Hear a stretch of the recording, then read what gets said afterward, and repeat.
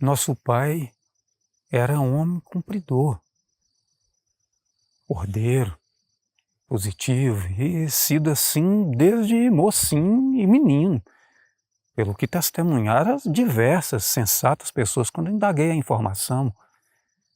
Do que eu mesmo me lembro, ele não figurava mais estúrdio, nem mais triste do que os outros conhecidos nós. Só quieto.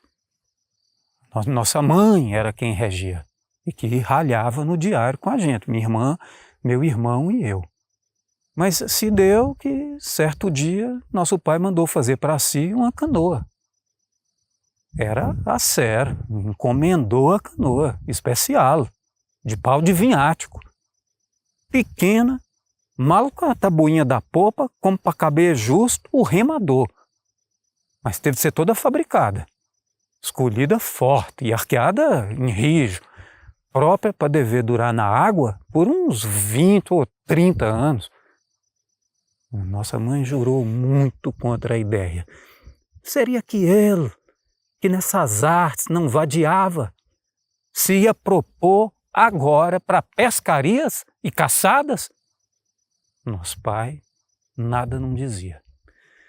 Nossa casa, no tempo, ainda era mais próxima do rio. Obra de nem quarto de légua. O rio, por aí, se estendendo grande, fundo, calado que sempre, largo de não se poder ver a forma da outra beira. E esquecer não posso do dia em que a canoa ficou pronta. Sem alegria, nem cuidado, nosso pai encalcou o chapéu e decidiu um adeus para a gente. Nem falou outras palavras, não pegou matula e trouxa, não fez alguma recomendação. Nossa mãe, a gente achou que ela ia esbravejar, mas persistiu somente alva, de pálida. Mascou o beiço e bramou: "Você vai? Você fique. Você nunca volte." Nosso pai suspendeu a resposta, espiou manso para mim, me acenando de vir também por uns passos. Temi a ira de nossa mãe, mas obedeci. De vez, de jeito, o rumo daquilo me animava. Chega, com propósito, perguntei: "Pai, o senhor me leva junto nessa sua canoa?" Ele só retornou a olhar em mim, me botou a bênção, com um gesto me mandando para trás. Eu fiz que vim, mas ainda virei na grota do mato para saber. Nosso pai entrou na canoa e desamarrou pelo remar. E a canoa saiu-se indo. A sombra dela por igual, feito um jacaré, comprida, longa. Nosso pai não voltou. Ele não tinha ido a nenhuma parte. Só executava a invenção de se permanecer naqueles espaços do rio, de meio a meio, sempre dentro da canoa, para dela não saltar nunca mais. A estranheza dessa verdade deu para estarrecer de todo a gente. Aquilo que não havia acontecia. Os parentes, vizinhos e conhecidos nossos se reuniram, tomaram juntamente conselho. A nossa mãe, vergonhosa, se portou com muita cordura. Por isso, todos pensaram de nosso pai a razão em que não queriam falar. Doideira. Só uns achavam o encanto de também poder ser pagamento de promessa, ou que nosso pai, quem sabe, por escrúpulo de estar com alguma feia doença, que seja a lepra, se desertava para outra sina de existir, perto e longe de sua família dele. As vozes das notícias se dando pelas certas pessoas, passadores, moradores das beiras, até do afastado da outra banda, descrevendo que nosso pai nunca se surgia a tomar a terra, em ponto nem canto, de dia nem de noite, da forma como cursava no rio, solto, solitariamente. Então, pois, nossa mãe e os aparentados nossos assentaram que o mantimento que tivesse ocultado na canoa se gastava. E ele ou desembarcava e viajava-se embora, para jamais, o que ao menos se condizia mais correto, ou se arrependia por uma vez para casa, no que não me engano. Eu mesmo cumpria trazer para ele cada dia um tanto de comida furtada. A ideia que senti logo na primeira noite, quando o pessoal nosso experimentou de acender fogueiras em beirada do rio, enquanto que no alumiado delas se rezava, se chamava. Depois, no seguinte, aparecia uma rapadura, broa de pão, cacho de bananas. Eu enxerguei nosso pai no fim de uma hora, tão custosa para sobreviver. Só assim, ele no ao longe, sentado no fundo da canoa, suspendida no liso do rio. Me viu. Não remou para cá. Não fez sinal. Eu mostrei o de comer, depositei um oco de pedra do barranco, a salvo de bicho mexer, e ia seco, de chuva e orvalho, e é isso que fiz. E refiz, sempre, tempos afora. Surpresa que mais tarde tive, que nossa mãe sabia desse meu encargo. Só se encobrindo de não saber. Ela mesma deixava facilitado sobra de coisas para o meu conseguir. Nossa mãe muito não se demonstrava. Mandou vir o tio nosso, irmão dela, para auxiliar na fazenda e nos negócios. Mandou vir um mestre para nós, os meninos.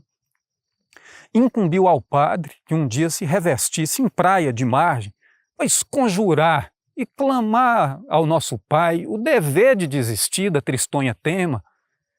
De outra, por arranjo dela, para medo, vieram os 2 soldados, tudo que não valeu de nada. Nosso pai passava ao largo, avistado ou de luz, cruzando na canoa, sem deixar ninguém se chegar à pega ou à fala. Mesmo quando foi, não faz muito, dos homens do jornal, que trouxeram a lancha e tensionavam tirar retrato dele. Não venceram. Nosso pai se desaparecia para outra banda, aproava a canoa no brejão de léguas que há por entre juncos e matos, e só ele conhecesse a palmos a escuridão daquele. A gente teve que se acostumar com aquilo. As penas que com aquilo a gente mesmo nunca se acostumou em si, na verdade. Eu tiro por mim. Que no que queria e no que não queria, só que nosso pai me achava. Assunto que jogava para trás meus pensamentos. O severo que era de não se entender de maneira nenhuma como ele aguentava, de dia e de noite, com sol e o aguaceiro, calor sereno, e nas friagens terríveis de meio de ano, sem arrumo, só com um chapéu velho na cabeça, por todas as semanas e meses e os anos, sem fazer conta do se ir do viver, não pojava em nenhuma das 2 beiras, nem nas ilhas e croas do rio, não pisou mais em chão, nem capim. Por certo, ao menos para dormir seu tanto, ele fizesse a amarração da canoa em alguma ponta de ilha, no esconso, mas não armava um foguinho em praia. Nem dispunha de sua luz feita, nunca mais riscou um fósforo. E o que consumia de comer era só um quase. Mesmo do que a gente depositava no entre a raiz da gamileira ou na lapinha de pedra do barranco, ele recolhia pouco, nem o bastava. Não adoecia. E a constante força nos braços para ter tempo na canoa, resistido. Mesmo na demasia das enchentes, no subimento, aí quando no lanço da correnteza enorme do rio, tudo rola o perigoso, aqueles corpos de bichos mortos, e paus de árvore descendo, de espanto, de esbarro, e nunca falou mais palavra com pessoa alguma. Nós também não falávamos mais nele. Só se pensava. De nosso pai não se podia ter esquecimento. E se por um pouco a gente fazia que esquecia, era só para se despertar de novo, de repente, com a memória, no passo de outros sobressaltos. Minha irmã se casou. Nossa mãe não quis festa. A gente imaginava nele, quando você comia uma comida mais gostosa, assim como no gasalhado da noite, no desamparo dessas noites de muita chuva, fria, forte, nosso pai só com a mão e uma cabaça para ir esvaziando a canoa da água do temporal. Às vezes, um conhecido nosso achava que eu ia ficando mais parecido com o nosso pai, mas eu sabia que agora ele virara cabeludo e barbudo, de unhas grandes, mal e magro, ficado preto de solo e dos pelos, com aspecto de bicho, conforme quase nu, mesmo dispondo das peças de roupa que a gente de tempos em tempos fornecia. Eu nem queria saber de nós. Eu não tinha afeto, mas por afeto mesmo, de respeito, sempre que às vezes me louvavam por causa de algum meu bom procedimento, eu falava. Foi pai que um dia me ensinou a fazer assim. O que não era o certo e exato, mas que era mentira por verdade. Sendo que você não se lembrava mais, nem queria saber da gente, por que então não subia ou descia o rio para outras paragens, longe, no não encontrável? Só ele soubesse. Mas minha irmã teve menino. Ela mesma intestou que queria mostrar para ele, o neto. Viemos, todos, no barranco. Foi num dia bonito. Minha irmã de vestido branco, que tinha sido do casamento. Ela erguia nos braços a criancinha. O marido dela segurou para defender os dois, o guarda-solo. E a gente chamou. Esperou.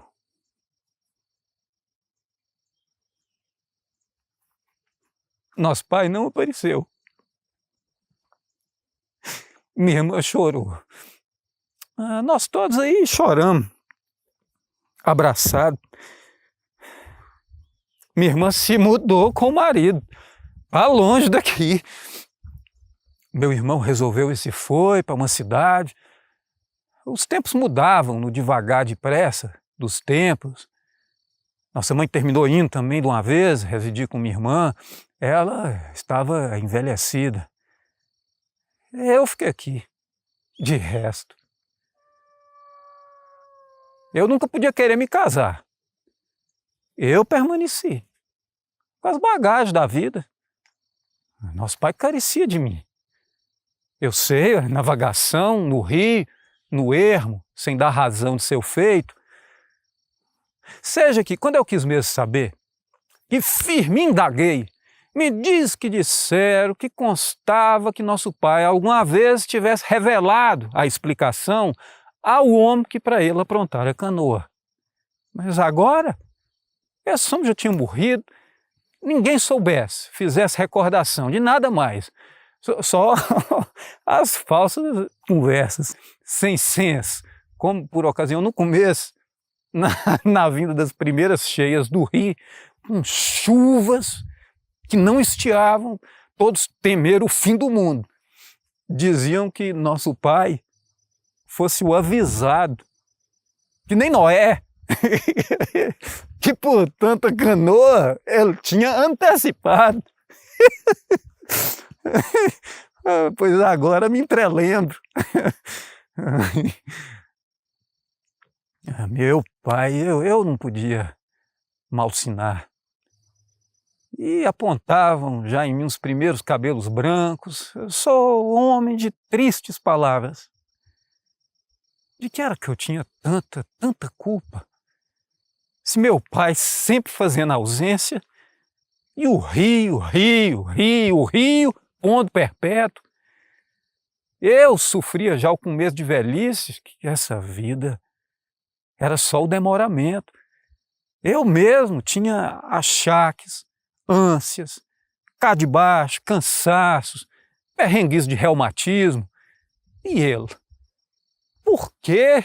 Devia de padecer demais, de tão idoso, Não ia, mais dia menos dia, fraquejar do vigor, deixar que a canoa emborcasse, ou que bubuiasse sem pulso na levada do rio, para se despenhar horas abaixo em Tororoma e no tombo da cachoeira brava, com fervimento e morte. Apertava o coração. Ele estava lá sem a minha tranquilidade. Eu sou o culpado do que nem sei, de dor em aberto no meu foro. Soubesse se as coisas fossem outras. E fui tomando ideia, sem fazer véspera. Sou doido?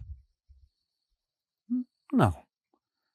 Na nossa casa, a palavra doido não se falava, nunca mais se falou. Os anos todos não se condenava ninguém de doido. Ninguém é doido, ou então todos. Só fiz que fui lá, com um lenço, para o aceno ser mais. Eu estava muito no meu sentido. Esperei.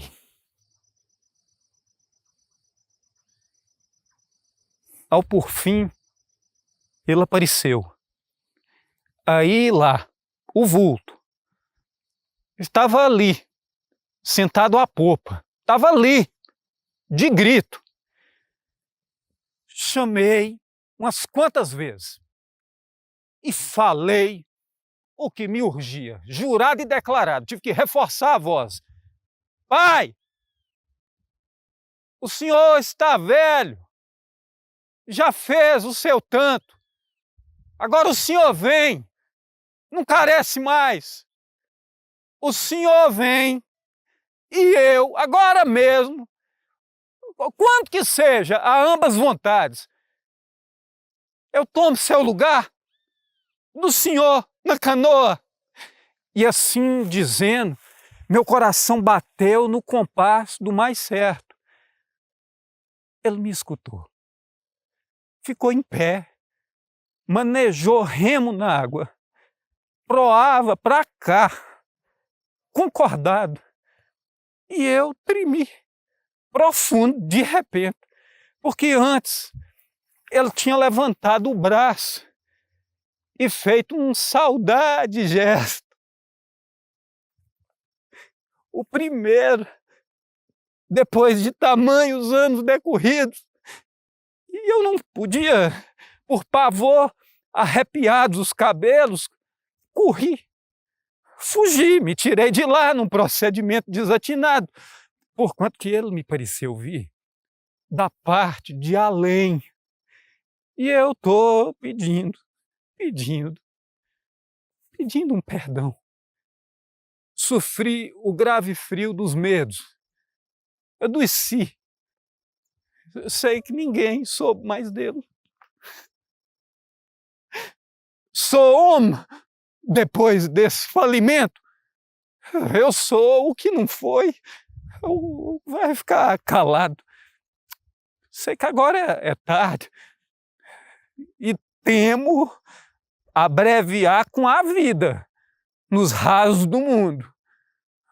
Mas então, ao menos que no artigo da morte peguem em mim e me depositem também numa canoinha de nada nessa água que não para de longas beiras, e eu, rio abaixo, rio afora, rio adentro,